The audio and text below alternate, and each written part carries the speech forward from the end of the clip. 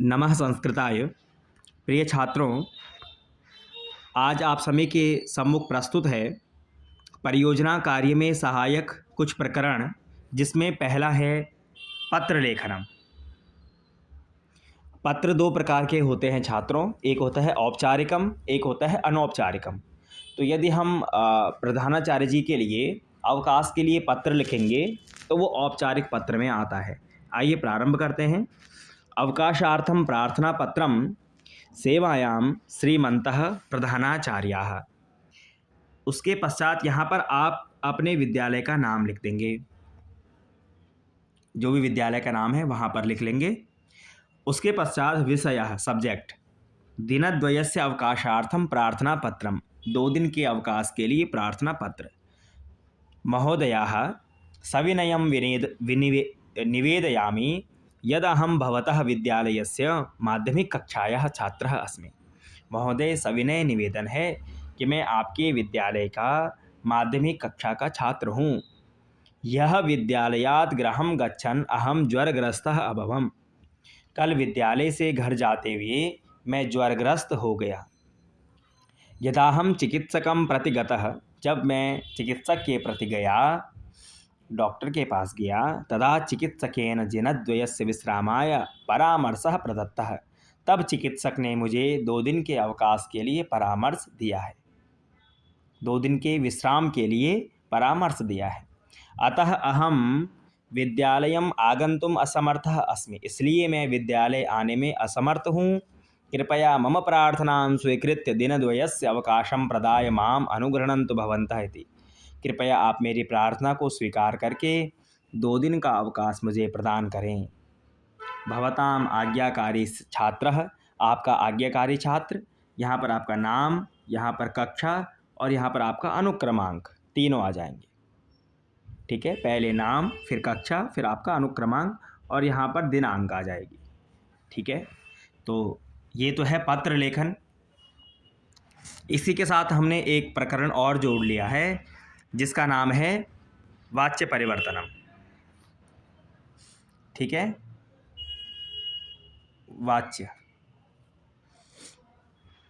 तो आपको छात्रों पता है कि वाच्य जो हैं 3 प्रकार के हैं, कर्तृवाच्य, कर्मवाच्य, भाववाच्य। तो कर्तृवाच्य से यहाँ पर कर्मवाच्य में भी परिवर्तित किए गए हैं और भाववाच्य में भी परिवर्तित किए गए हैं। ये आपके पाठ्यक्रम के अनुसार ही निर्मित किया गया है। तो आइए कुछ वाक्यों को देखते हैं। यहाँ पर उदाहरण हमारे सम्मुख हैं। पहला है,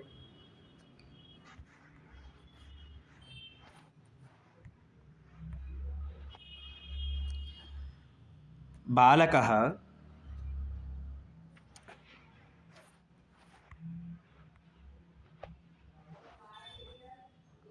बालकः पाठं पठति। उत्तर हो जाएगा बालकेन पाठः पठ्यते। दूसरा है छात्रः लेखं लिखति। इसका वाच्य परिवर्तन होगा छात्रेण लेखः लिख्यते। तीसरा है कृषकः कार्यं करोति। इसका वाच्य परिवर्तन होगा कृषकेण कार्यं क्रियते। शिक्षकः पाठयति, शिक्षकेण पाठ्यते। श्रमिकः पाषाणं त्रोटयति, श्रमिकेण पाषाणः त्रोट्यते। बालिका नृत्यति, बालिकया नृत्यते। धावकः धावति, धावकेन धाव्यते। क्रीडकः क्रीडति, क्रीडकेन क्रीड्यते। अहं गृहं गच्छामि, मया गृहं गम्यते। आवां भ्रवावः, आवाभ्यां भ्रम्यते। आगे, वयं कार्यं कुर्मः, अस्माभिः कार्यं क्रियते। त्वं किं करोषि, त्वया किं क्रियते। युवां कुत्र गच्छतः, युवाभ्यां कुत्र गम्यते। यूयं कन्दुकं क्रीडतः, युष्माभिः कन्दुकं क्रीड्यते। माता भोजनं पचति, मात्रा भोजनं पच्यते। पिता आपणं गच्छति, पित्रा आपणं गम्यते। मम मित्रं चलचित्रं पश्यति, मम मित्रेण चलचित्रं दृश्यते। अविवेकी वृक्षान् कर्तति, अविवेकी वृक्षान् कर्तति, अविवेकिना वृक्षाः कर्त्यन्ते। ये भाववाच्य का हो गया।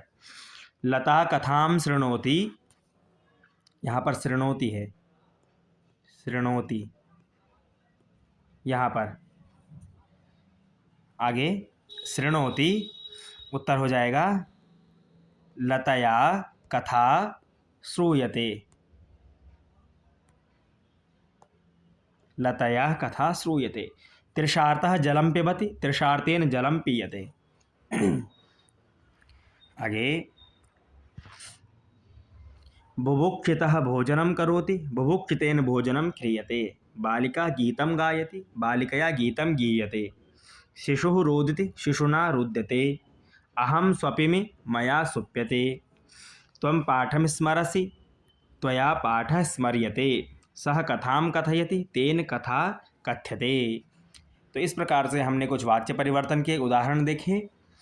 आगे छात्रों, आप कुछ क्रियाओं की सहायता से सरल सरल वाक्य स्वयं से भी बना सकते हैं। देखो कैसे परिवर्तन करोगे कि जैसे बालकः पठति तो बालकेन पठ्यते, लिखति का लिख्यते, हसति का हस्यते, तिष्ठति का स्थीयते, ज्वलति का ज्वल्यते, वहति का उह्यते, भवति का भूयते, जागर्ति का जाग्रियते, स्वपिति का सुप्यते, जीवति का जीव्यते, सेवते का सेव्यते, लज्जते का लज्जते, खादति का खाद्यते, क्रीडति का क्रीडते, रमते का रम्यते, रोचते का रुच्यते। ये क्रियाओं में परिवर्तन है ना, नियम के अनुसार। तो जैसे बालकः पत्रं पठति तो बालकेन पत्रं पठ्यते। छात्रः लेखं लिखति, छात्रेण लेखः लिख्यते। इस प्रकार आप कुछ क्रियाओं को बदलकर भी सामान्य वाक्य बना सकते हैं। आज के लिए इतना ही, धन्यवाद।